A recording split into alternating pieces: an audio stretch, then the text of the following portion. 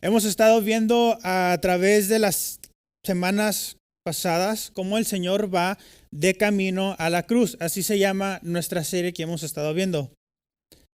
Y la semana empezó todo con viendo cómo el pecado fue la necesidad para que nuestro Cristo fuera a la cruz.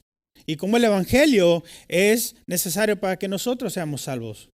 De ahí vimos la semana pasada cómo nuestro pastor nos explicó la entrada triunfal de Jesús cuando entró al pueblo y cómo la gente le alababan diciendo, Hosana, bendito el que viene en el nombre del Señor. Y vimos el gran significado que era ver cómo a Jesús como nuestro rey y como es rey. No de la forma superficial como lo hicieron esa gente, porque vamos a ver en un poco cómo del pueblo decirle a ellos, Hosana y bendito, a como acabamos de leer, llegar a gritarle, mátenlo, crucifíquenlo. Así que quiero que consideren algo. Quiero que consideren cómo es que se fue de un lado del extremo al otro. ¿Cómo es que de repente esta gente llegaban diciéndole, Hosana, Hosana? Sí, le ponían las palmas y hicieron fiesta como cuando viene un rey victorioso de una guerra a que le griten, crucifíquenlo. O sea, ¿cómo te vas de un lado al otro? Así que he titulado el mensaje del día de hoy, La depravación del pecado y el sacrificio del Salvador.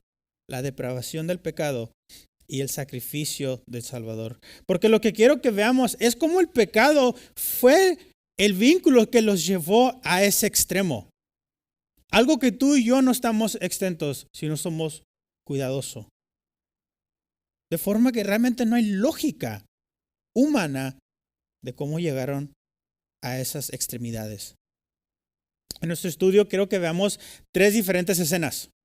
Pero dentro de esas 3 diferentes escenas vamos a ver 3 puntos esenciales. En la primera escena vamos a ver que la inocencia de Jesús.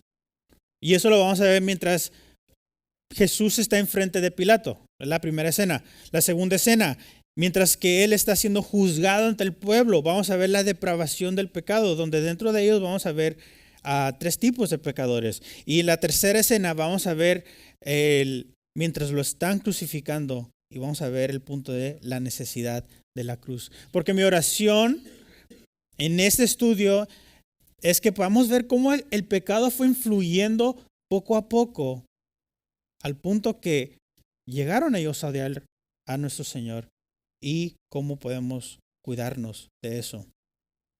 Y al punto de que también mientras nos preparamos para el día de resurrección, podamos contemplar y meditar qué es lo que nuestro Señor hizo al punto donde Él murió en esa cruz.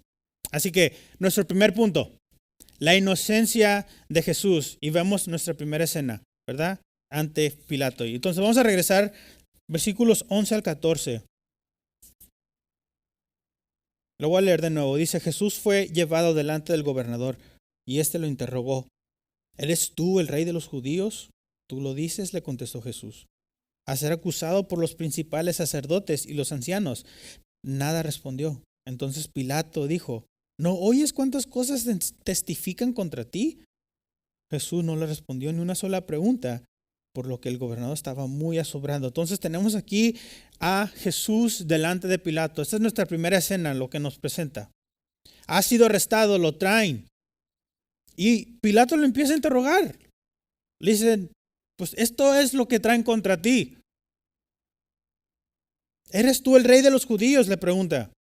Pero una pregunta tan simple, pero carga una verdad muy profunda. Porque como vimos la semana pasada, Jesús es rey sobre todo. Y este hombre le dice, ¿eres rey de los judíos? Como si nomás fuera esa pequeña parte. Mira las palabras del obispo anglicano J.C. Ryle, uno de mis favoritos teólogos. Dice, el que un día juzgará al mundo, se dejó juzgar y condenar. Y él cita Isaías 53:9. Dice, aunque no había hecho violencia, ni había engaño en su boca. Nuestro Cristo era inocente. Era inocente. Sin embargo, se dejó por ese gobernador, por ese hombre que lo interrogara como si realmente hubiera hecho algo malo. Porque la cruz fue reservada para los hombres más viles. No fue un castigo X. Fue el castigo que tenían el peor de los peores, como nosotros si tuviéramos la inyección o cuando cuando te arrestan y haces algo malo, te mandan a morir por electrocución o algo así. Para ellos era la cruz. Y en un poco vamos a ver un poquito sobre eso. Pero el hecho de que Jesús se esté dejando ser interrogado por este gobernador romano, como si fuera un asesino o una persona mala, hace lo que vamos a ver en continuación, algo mucho, mucho más impactante. La inocencia de Cristo permitió que él fuera humilde y se quedara callado ante un grupo de gente arrogante y maldosa. Porque es la única forma que se iba a cumplir lo que iba a estar profetizado. Isaías 53, versículo 7. Escuchen lo que dice el profeta. Dice, fue oprimido y afligido, pero no abrió su boca. Como cordero que es llevado al matadero y como oveja que ante sus trasquiladores permanece muda, él no abrió su boca. Esta fue la profecía por la cual Isaías dijo, hablando de Jesús. Y Cristo en su omnisciencia sabía eso. Y todo el evangelio vemos como él dice, para esto vine, para esto vine. Y vemos como en Mateo 17, él le dice a sus discípulos todo lo que va a pasar. Mateo 17:21. Las palabras del Señor a sus discípulos dice, desde entonces Jesucristo comenzó a declarar a sus discípulos que debía ir a Jerusalén. Ahí está la entrada. Y sufrir muchas cosas de parte de los ancianos. Ahí está la acusación. De principales sacerdotes y los escribas. Y ser muerto, pero resucitará al tercer día. Jesús sabía. Esto lo mantuvo callado. Eso lo mantuvo decir, yo vine a cumplir un propósito. Fue un silencio que tal vez en ese momento no decía mucho, pero el día de hoy se resuena con el evangelio. Por eso lo vemos en el versículo 14 de nuestro texto. Jesús no respondió ni una sola pregunta. ¿Por qué? El gobernador estaba muy asombrado. Y algo que tenemos que entender aquí es que realmente Pilato no se quería meter en estos asuntos. Incluso si vamos a Juan 18. Juan capítulo 18, versículos 31, podemos ver qué es lo que realmente quiso que pasara con Jesús. Juan 18:31, Pilato volvió a entrar al pretorio y llamó a Jesús y le preguntó, ¿eres tú el rey de los judíos? Jesús le respondió, ¿esto lo dices por tu cuenta o porque otros te lo han dicho de mí? Y Pilato le contestó, ¿acaso yo soy judío? ¿Tu nación? Y los principales sacerdotes te entregaron a mí. ¿Qué has hecho?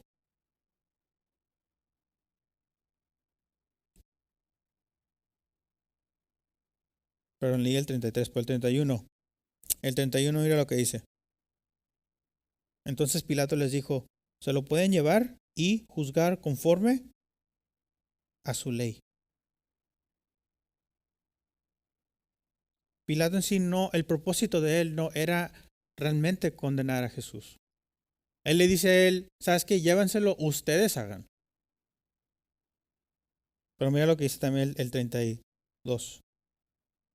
Después del 31, antes del 32, a nosotros no nos es permitido dar muerte a nadie, le dijeron los judíos. Entonces, estos judíos tenían un propósito en mente, tenían algo en su corazón. Ellos buscaron la manera de cometer este pecado sin tener que ellos mismos cometerlo. Y tal vez el pecado de ellos no fue algo externo. No es que ellos mismos físicamente lo agarraron y crucificaron a Cristo, pero en su corazón sí.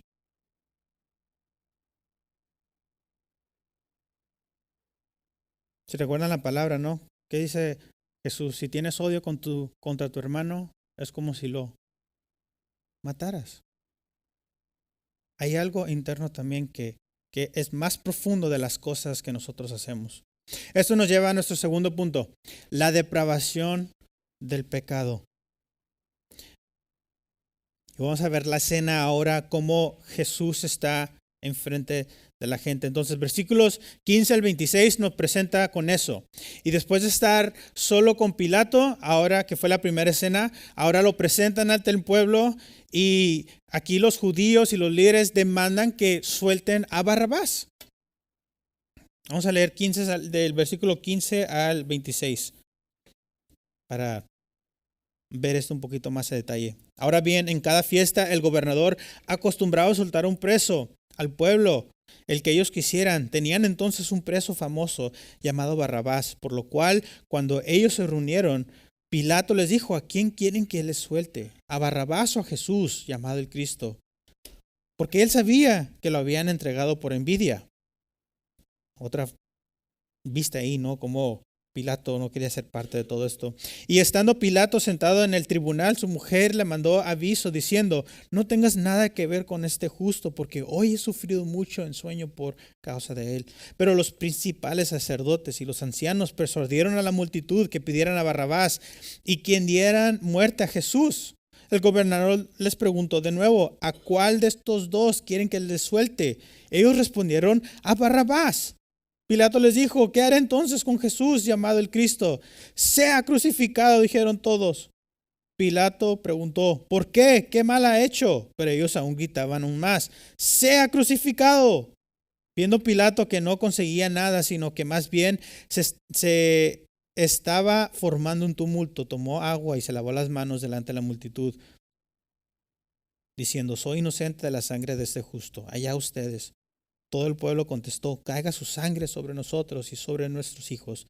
Entonces le soltó Barrabás y después de hacer azotar a Jesús, lo entregó para que fuera crucificado. Si recuerdan, hace poco vimos que Jesús venía en un asnillo, ¿verdad? En un asno, y la gente le cantaban: Hosana, bendito el que viene.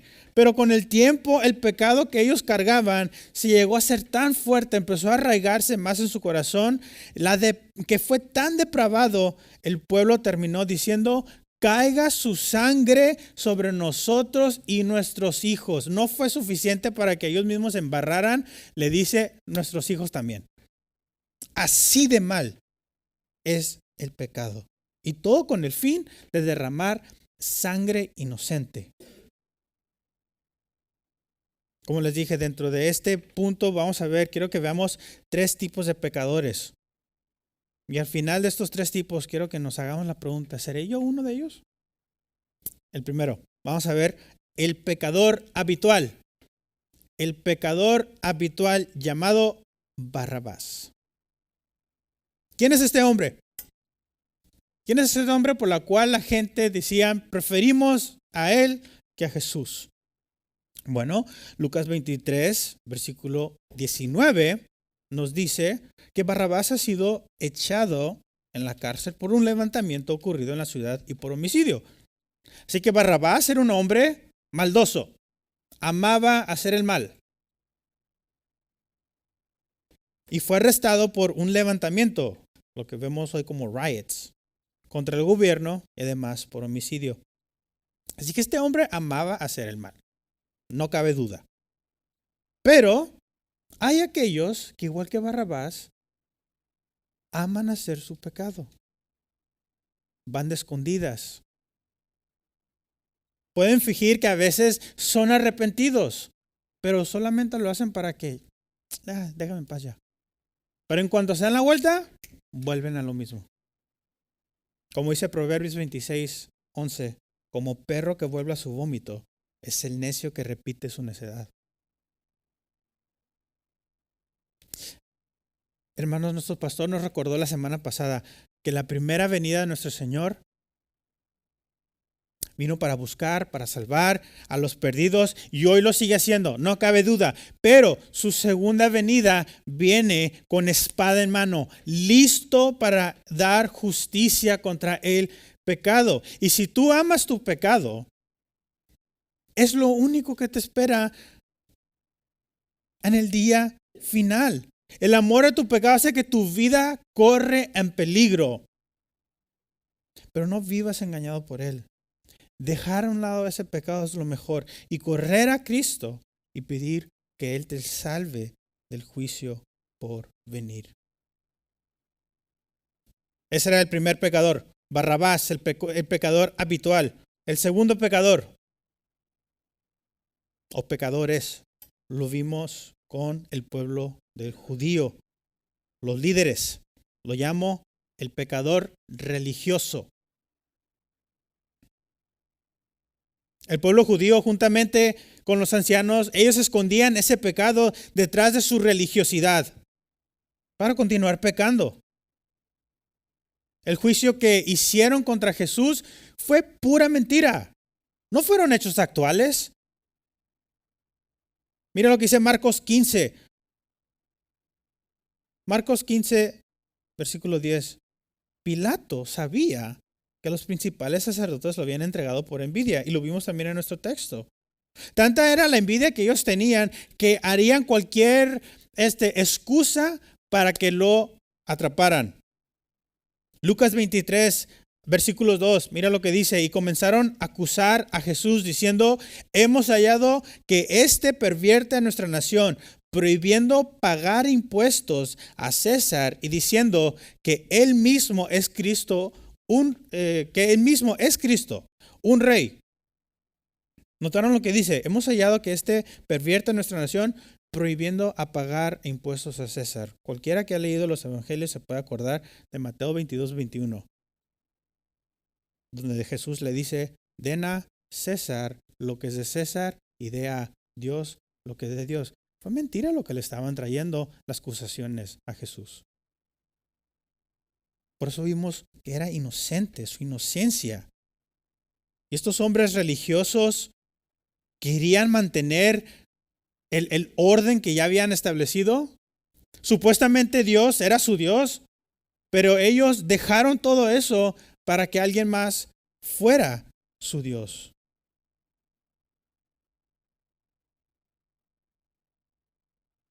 Mira lo que dice Juan 19, capítulo 15. Le gritan: fuera, fuera, crucifíquenlo, gritaron ellos. ¿He de crucificar a su rey?, le dice Pilato. Y los principales sacerdotes respondieron: no tenemos más rey que a César. El pecado era tan arraigados en su corazón que ellos mismos: Dios no es rey, César es nuestro rey. Miren las palabras de teólogo J.C. Ryle. Él lo explica de esta manera. Dice: era inocente de cualquier transgresión contra la ley de Dios o del hombre. Y sin embargo, los judíos lo odiaron y nunca descansaron hasta que fue asesinado. Lo odiaron porque les dijo la verdad. Lo odiaron porque testificó de sus obras que eran malas. Odiaban la luz porque hacía visible su propia oscuridad. Y en una palabra, odiaron a Cristo porque Él era justo y ellos eran malvados. Porque Él era santo y ellos impíos. Porque Él testificó contra el pecado y estaban decididos a guardar sus pecados y no dejarlos ir. Oh, qué depravación hay en el pecado cuando el amor que tenemos por el pecado te causa a querer matar al Hijo de Dios. Qué depravación hay en el pecado cuando te cega a creer que amas a Dios, pero realmente tienes odio y rencor. Hasta puedes llegar a decirle un día: te amo, pero en tu corazón continúa habiendo odio. Este pueblo, junto con sus líderes, hicieron esto. En vez de aceptar las palabras y las enseñanzas que Dios les dice: así son, esto es lo que deberías estar haciendo, ellos decían: no, tenemos nuestras leyes, tenemos a nuestros líderes, tenemos a nuestros escribas. El amor de su pecado causó que el pueblo negara a Dios como rey y aceptar a César como un ídolo. Entonces, el pecado es engañoso, hermanos. Es como una mujer seductora que solo te lleva a la ruina. El pecado es una ilusión de placer. Crees que al pecar estás bien, se siente a gusto, pero al final solo te deja con la boca amarga del veneno que deja y la muerte también. El puritano Ralph Verning clamó la siguiente petición. Dice este puritano: pobre alma, ¿puedes encontrar en tu corazón la capacidad de abrazar y aceptar a un monstruo como este? Hablando del pecado. Dice él: ¿amarás lo que odia a Dios y lo que Dios odia? Dios no quiera. ¿Te unirás a lo que no es más que en contradicción con Dios y a todo lo bueno? Hermanos, no podamos vivir engañados en el pecado, mucho menos escondernos detrás de una Biblia o versículos para justificar nuestro pecado. No es ok Dios, te sigo, pero no me toques mis creencias mundanas que van en contra de tu palabra. Ok, sé que te debo buscar y tu reino, sé que debo estar en tu palabra, pero no toques estos deseos mundanos que todavía tengo ocultos. Tampoco no es aunque digo que soy seguidor de Cristo, toda mi ambición y todos mis deseos son para mí, para mi gloria, terrenales. No, así no funciona. Seguir a Cristo implica una sumisión completa de su voluntad, de su señorío. Es un rendimiento completo, aunque vaya contra tus deseos y contra tus pensamientos.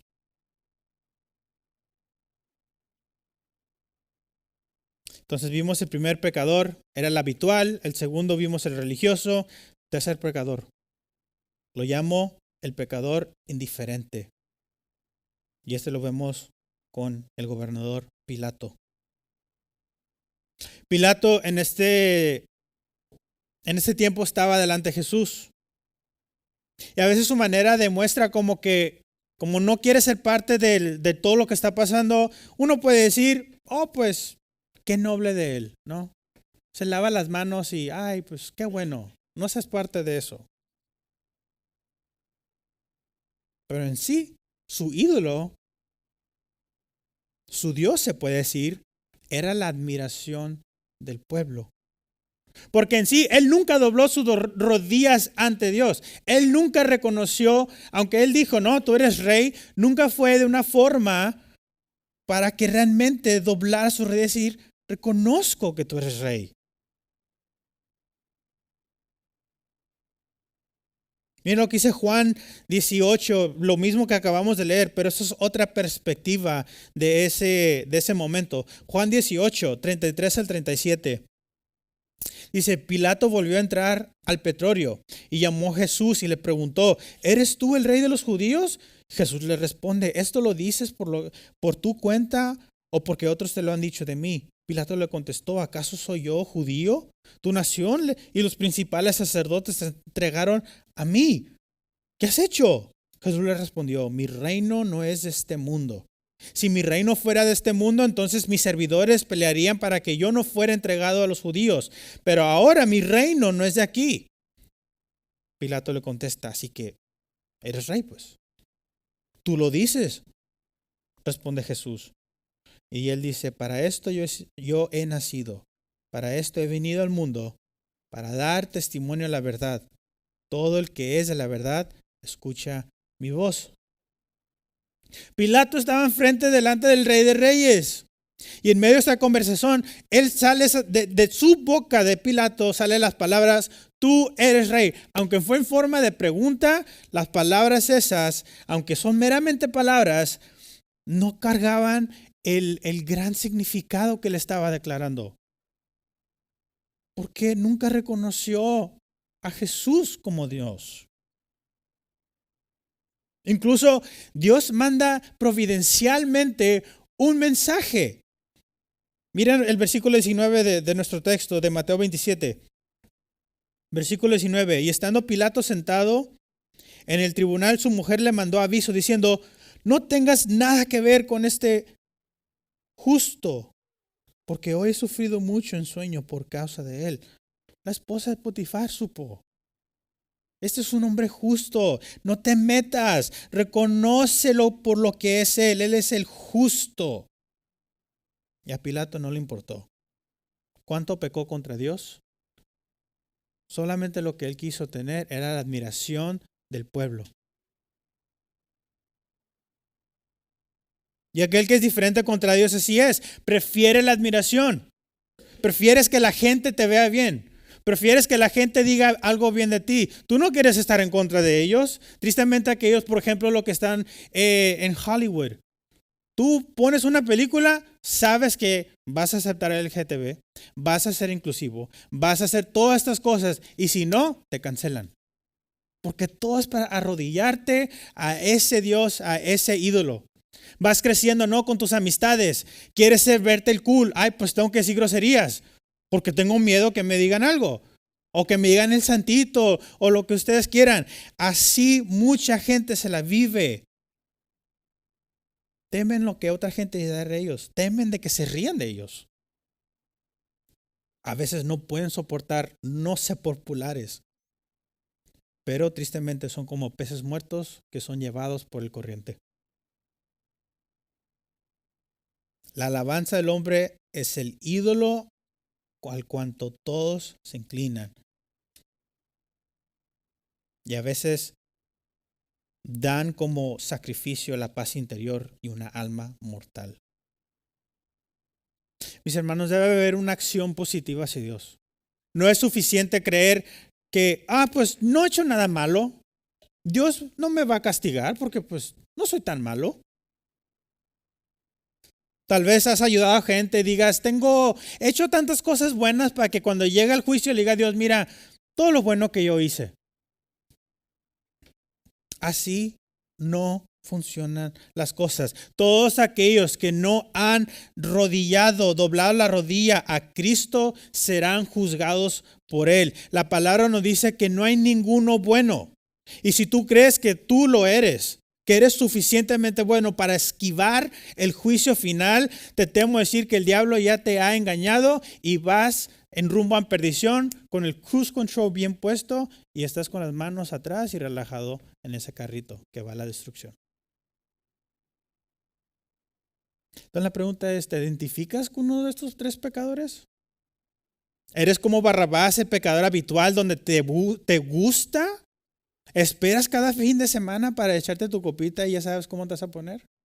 ¿Esperas que la gente se vaya del cuarto para que tú puedas hablar de la manera que realmente quieres hablar? ¿Ver imágenes que quieres ver? ¿O eres como el pueblo judío que esconde sus deseos detrás de un libro, de una Biblia, de doctrinas chuecas? Y a veces lo dices, lo hago para Dios. Como que si Dios quisiera ese favor. O eres como Pilato, eres indiferente. Dices, prefiero mis cosas, prefiero mis amigos, prefiero mis juegos, prefiero mi tele, prefiero cualquier otra cosa.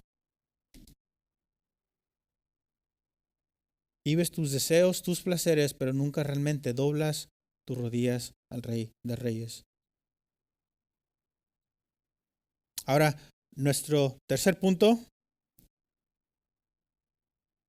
y último punto. Vamos a ver la necesidad de la cruz. Vamos a leer versículos 27 al 37 otra vez. Dice, entonces los soldados del gobernador llevaron a Jesús al Pretorio y reunieron alrededor de él toda la tropa romana.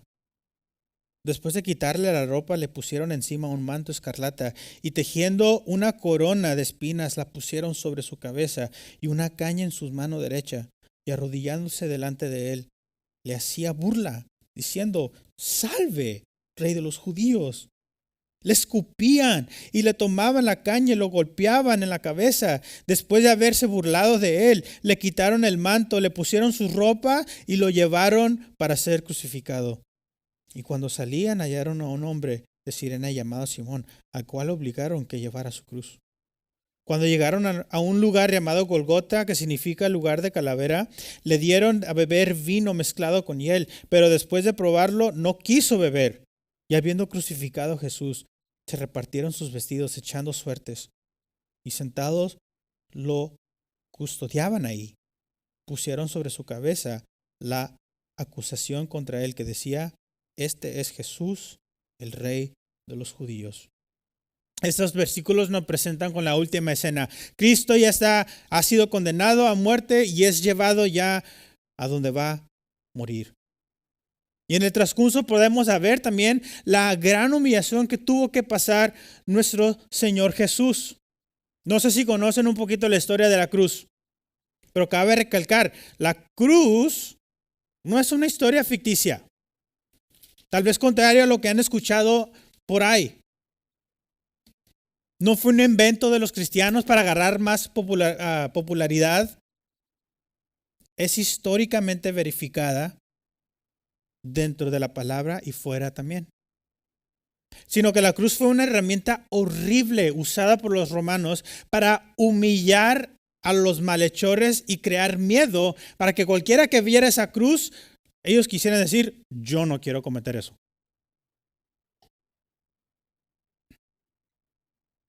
De nuevo, el obispo J.C. Ryle explica esta escena.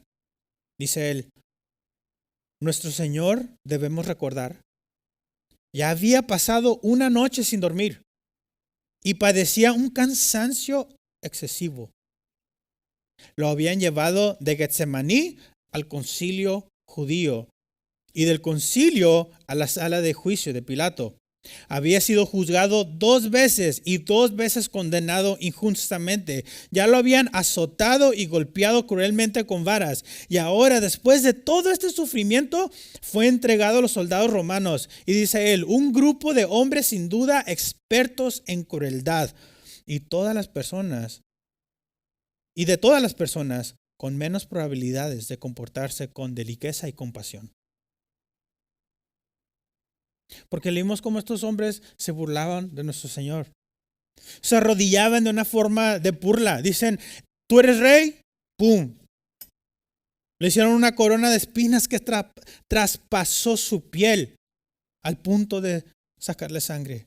Fue golpeado con látigos, varas y otros instrumentos crueles que lo dejaron sin fuerza física. Por eso el versículo 32.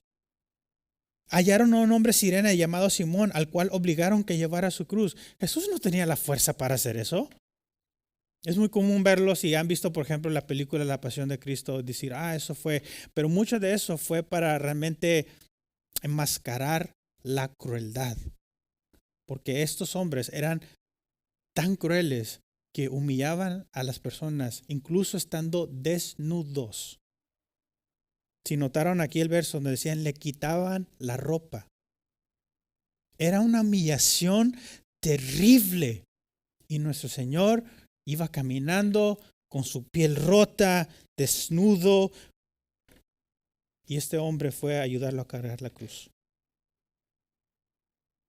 El propósito de la cruz fue tan fuerte, como les decía. Ellos no ponían la cruz en un lugar lejos para que nadie lo viera. Ellos posicionaban la cruz de un modo donde todo el pueblo que iba pasando lo pudieran ver y hacer un ejemplo. Imagínate como si hoy en día alguien fuera crucificado y lo pusieran en el medio del Freeway 24. Así de visible era. No lo podías perder.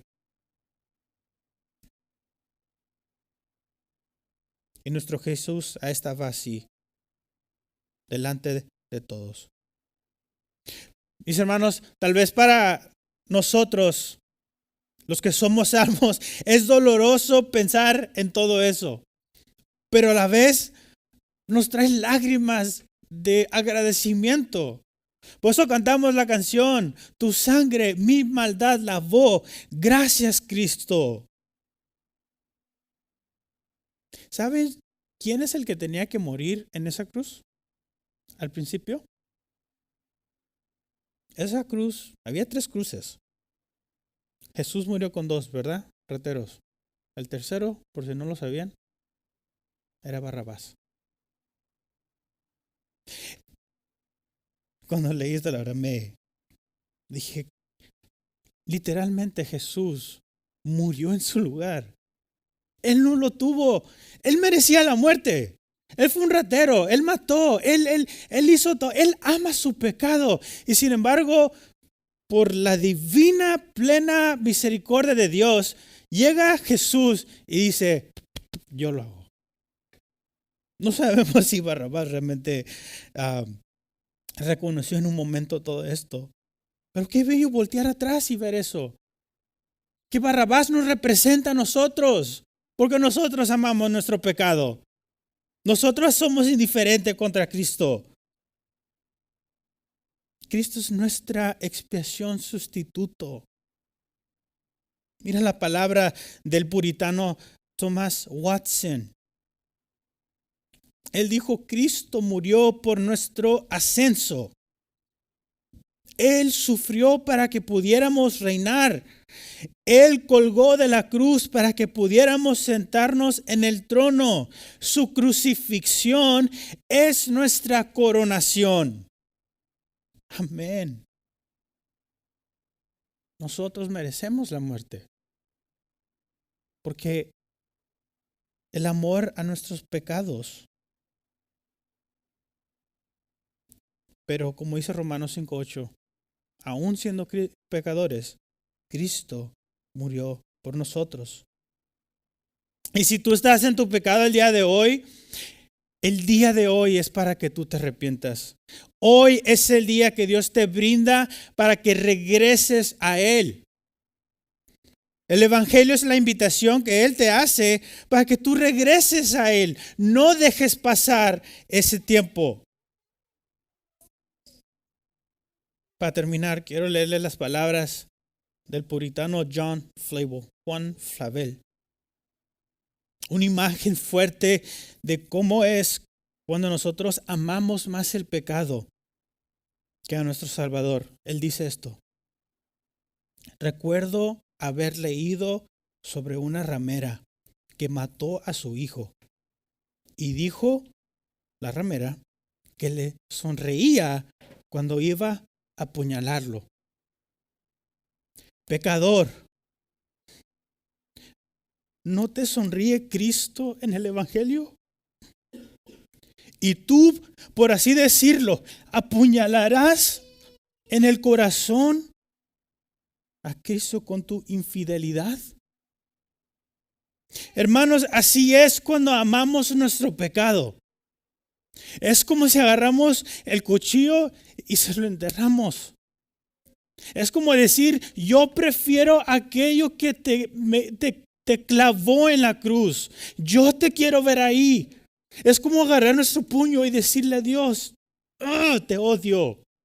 Eso es lo que hacemos cada vez que pecamos. Oh pecador, Cristo te sonríe en el Evangelio. Yo clamo por ti para que tú vengas a Cristo mientras tengas vida y aliento. La palabra dice, mientras que hoy se llame hoy, mientras que puedas. El día que mueras ya es muy tarde. El día que no tengas aire en ti ya es muy tarde. Vivir una vida indiferente hacia Dios y creer que en ese momento vas a poder hablar y decir cualquier cosa para que no llegue ese juicio sobre ti, es muy tarde. Arrepiéntete. No esperes más. Porque si mueres en tu pecado, lo único que vas a recibir no es la gracia de Dios, es su santo y justo juicio. Hermanos, oremos.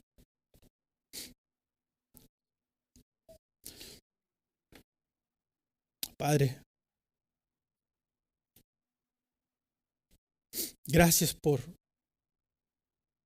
brindarnos vida en tu Hijo Cristo. Gracias por que no merecíamos ser salvados, pero por tu gran amor y misericordia mandaste a tu Hijo a morir por nosotros. Ayúdanos, mi Dios, a poder ver estas verdades. Ayúdanos a contemplar en ellos y vivir nuestra vida cristiana de tal forma que queremos odiar el pecado porque fue el pecado que clavó a Cristo en esa cruz. Ayúdanos a odiar el pecado de tal forma en que reconozcamos y veamos por fin que el pecado nos lleva a la destrucción. Ayúdanos a arrepentirnos. Ayúdanos a correr, a alejarnos del pecado. Y ayúdanos a admirar cómo Cristo sufrió en la cruz por nosotros, para amarlo más, para poder alabarlo aún más y vivir para su gloria. Padre, clamo por aquel que no te conoce, clamo por aquel que hoy en este momento esconde su pecado. Mi Dios, tráelo a la luz y que tú puedas salvar esa alma perdida. Clamo por cada joven, jovencita, por cada adulto, por cada niño, por cada niña. Señor, que hoy sea el día de salvación. Te lo pedimos y te damos la honra y la gloria. En el nombre de Jesús. Amén.